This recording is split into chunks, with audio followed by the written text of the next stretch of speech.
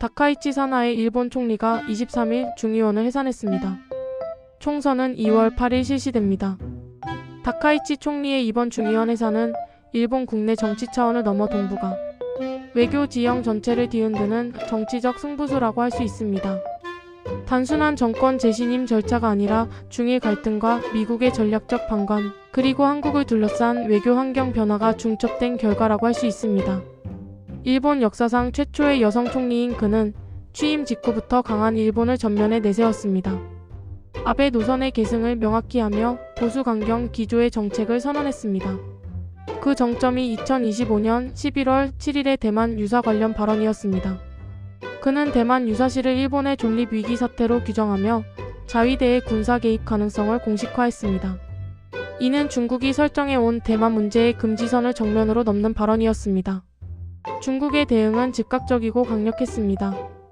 일본산 수산물 수입 전면 중단, 자국민의 일본 여행 유학 자제 권고, 히토류 수출 규제, 군사활동 강화 등 전방위적 보복 조치를 연쇄적으로 취했습니다. 중일 관계는 1972년 국교 정상화 이후 최악의 국면으로 치달았습니다. 갈등은 외교적 수사에 그치지 않고 일본 경제와 외교를 직접 압박하는 단계로 진입했습니다. 이 과정에서 일본이 기대했던 미일 동맹의 역할은 제한적이었습니다. 도널드 트럼프 행정부는 자국 우선주의에 기초해 인도태평양 지역에 대한 관여를 줄이는 돈로주의적 태도를 보였습니다. 트럼프 대통령은 시진핑 주석과 통화한 뒤 다카이치 총리에게 전화를 걸어 대만 문제로 중국을 자극하지 말 것을 조언했습니다. 그러나 중국의 경제 보복에 대해서는 일본을 전면적으로 엄호하지 않았습니다. 일본은 동맹의 공백을 실감해야 했습니다. 미국의 방관과 중국의 압박 속에서 다카이치 내각이 선택한 돌파구는 한국이었습니다.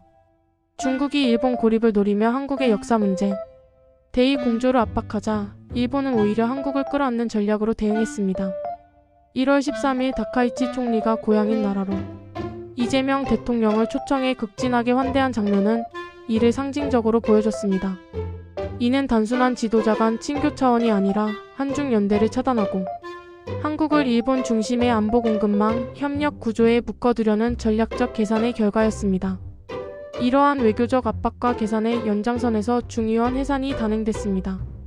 정권 내부에서는 중국의 경제 보복이 일본 경제에 가시적 타격을 주기 전에 선거를 치러야 한다는 판단이 작용했습니다. 1월 17, 18일 실시된 아사히신문의 여론조사에서 드러난 것처럼 67%의 높은 지지율을 활용해 단독 과반을 확보하고 강경 노선에 대한 국민적 승인으로 전환하려는 시도입니다. 대외 갈등을 국내 정치 기반 강화로 바꿔치려는 정치적 도박이라 할 수 있습니다. 현재로서는 다카이치 총리의 승리 가능성이 상당히 높다는 분석이 우세합니다. 야권은 분열돼 있고 중일 갈등은 일본 보수층의 결집을 촉진하고 있습니다. 중국의 경제 보복은 역설적으로 외압에 굴하지 않는 지도자라는 이미지를 강화하는 데 기여하고 있습니다.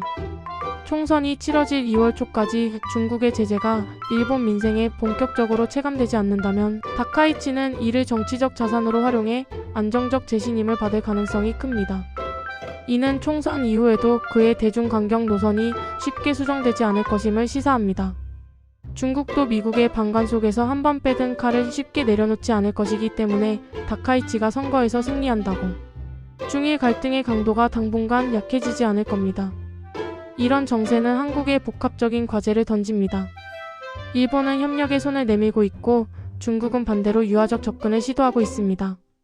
양쪽에서 선택의 압박이 커질수록 한국 외교에는 원칙과 계산이 동시에 요구됩니다. 첫째, 일본과의 관계에서는 조건 없는 밀착을 경계해야 합니다.